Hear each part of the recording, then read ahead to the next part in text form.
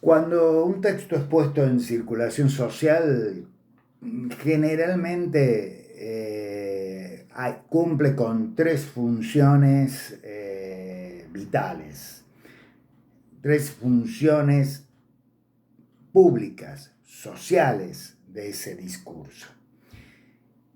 Son funciones que están de alguna manera enmarcadas, entrelazadas, pero que indudablemente son también el objetivo inicial de cualquier discurso, insisto, puesto en consideración social. Cuando digo puesto en consideración social, digo cuando lo hago público, aunque sea cuando lo hablo con otra persona o con un interlocutor solo. Allí se pone en circulación ese discurso. Seguramente lo primero que busco cada vez que uno habla es persuadir. Es decir, una de las primeras funciones que tiene el hablar es persuadir. Es tratar de convencer al otro, vencer con el otro. ¿Mm? Es tratar de que el otro, bueno, de alguna manera se informe, sepa qué siento, cumpla con la orden que le doy, etcétera, etcétera, etcétera. Pero lo que busco de alguna manera es persuadir. ¿Mm? Piensen ustedes en las campañas publicitarias, queda claro de que esa primera función es esa, la de alguna manera yo hablo, digo algo, pronuncio un discurso, realizo un acto de habla con algún fin, que tiene que ver mucho más con el tercero que conmigo. Yo no me voy a convencer a mí mismo hablándole a un tercero, busco persuadir al otro. En ese contexto hay dos elementos que también coadyuvan a la conformación del discurso social. En primer lugar, yo debo construir verosimilitud. ¿Qué significa construir verosimilitud? Que ese discurso tiene que ser creíble. Para que quede claro, tiene que ser creíble, sí, pero dentro de un contexto determinado.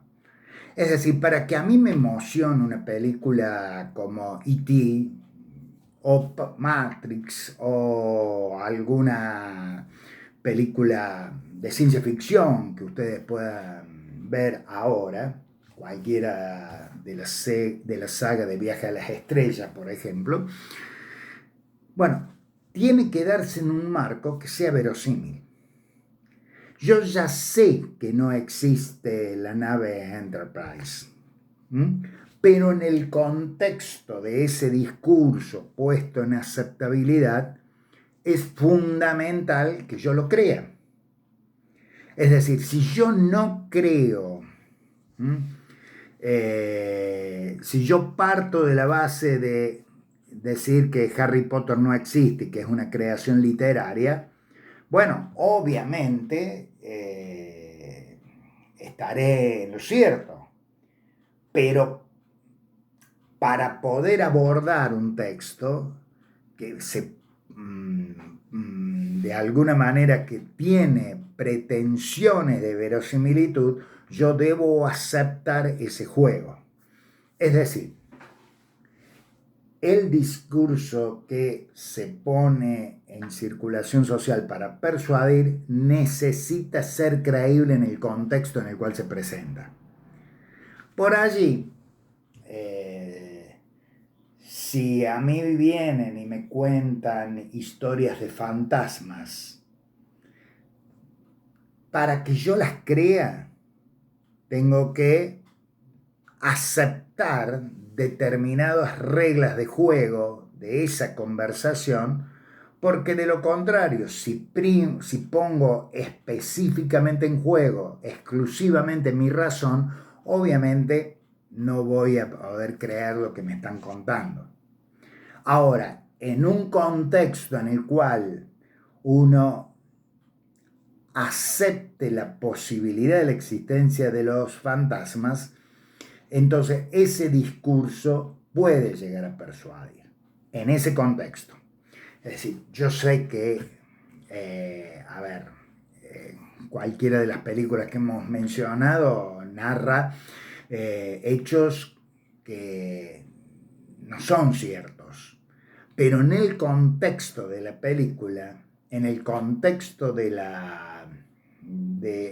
cine, en el contexto del arte que presupone filmar una película, yo la considero creíble. Y el último elemento que tengo que tener en cuenta es que tiene que ser puesto en aceptabilidad ese discurso. Porque de lo contrario, si no se socializa, indudablemente no puede persuadir a nadie. Y poner en aceptabilidad es arriesgarse a que se crea o que no se crea. Yo puedo, voy a un elemento muy sencillo que siempre utilizamos casi como muletilla y de ejemplo, ¿no? Ustedes conocen la Torre Eiffel de París. Bueno, alguien puso en algún momento en aceptabilidad de que existe la Torre Eiffel en París. Y por lo tanto, mucha gente, o por no decir el mundo entero, está convencido de que existe esa Torre Eiffel de París, e incluso hay gente que viaja y la conoce realmente. Pero mientras no vaya y la conozca, yo lo que estoy aceptando es como verosímil un discurso que me dice que existe esa torre en París. ¿Veo fotos? Sí, pero bueno, pueden ser trucadas. Muchos de ustedes dudan de que el hombre haya llegado a la luna en la década del 60 porque no se imaginan cómo con la tecnología de entonces se podía emprender semejante viaje. Bueno, ¿qué es lo que sucede? Que puesto en aceptabilidad de ustedes ese discurso no les resulta verosímil, por la razón que fuera, o a algunos de ustedes no les resulta verosímil. Y allí están las principales documentalistas del mundo tratando de demostrar que efectivamente en total 12 personas pisaron la luna y estuvieron en la luna. Y que el 95% de los avances tecnológicos de los que hoy gozamos, entre ellas la posibilidad de interconectarnos, son producto precisamente de avances tecnológicos que se dieron en el marco de la carrera espacial entre Estados Unidos y la ex Unión Soviética. Pero bueno, pueden ustedes no creer en ello. Esto significa, estas son las funciones sociales del lenguaje. Persuasión, puesta en aceptabilidad y obviamente también la construcción de verosimilitud.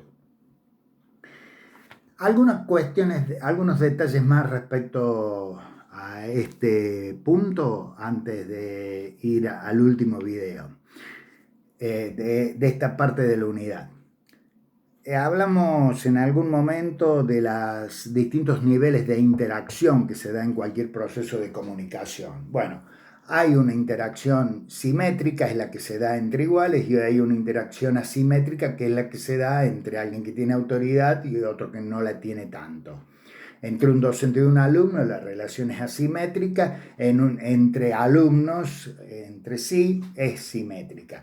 ¿Puede que una relación asimétrica se vuelva simétrica? Sí, porque depende también de la coyuntura, depende también de los roles sociales que vamos intercambiando. En una de esas nos encontramos con alguien, si vuelve la presencialidad también a las gestos de fútbol, por ahí me encuentro con uno de ustedes en una cancha de fútbol y estamos los dos en una situación simétrica alentando al mismo equipo. Ahora bien, mientras uno sea docente y el otro alumno, mientras uno sea jefe, el otro empleado, mientras uno sea la autoridad política y el otro sea un simple ciudadano, hay una relación asimétrica en tanto y en cuanto se ejerzan esos roles en el ámbito de la comunicación. La peor de las asimetrías es la que se da entre los medios de comunicación y la gente.